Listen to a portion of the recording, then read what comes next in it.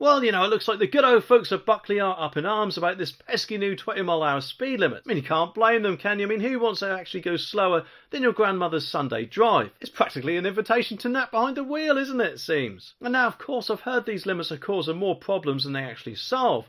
But hey, maybe the car manufacturers could save a few pennies by making cars with fewer gears.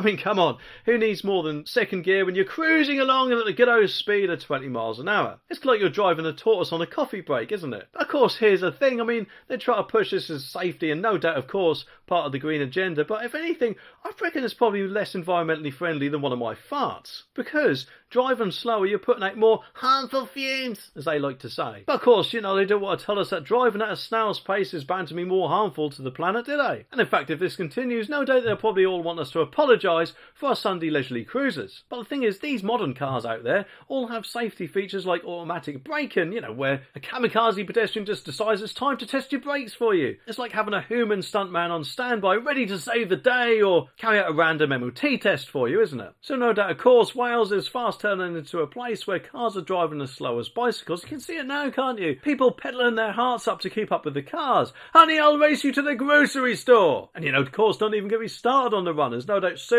they'll probably all have to put racer numbers on their back as they run past a few cars. But let's not forget about this petition with 400,000 signatures opposing this new limit. I mean, if anything, that's bound to be more signatures than the celebrities' autograph collection.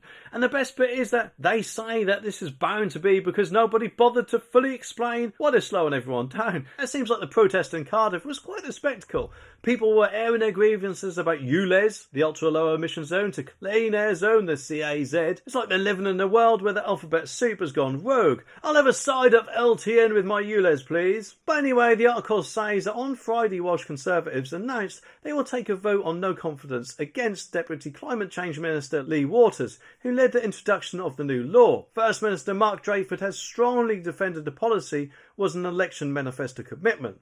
A Wales government spokesperson said the introduction of a 20-mile-an-hour speed limit in mainly residential areas is designed to save lives and make our community safer for everyone, including motorists. And it has been thoroughly researched, voted on and in the Schneid and received the backing of the majority of the Schneid members.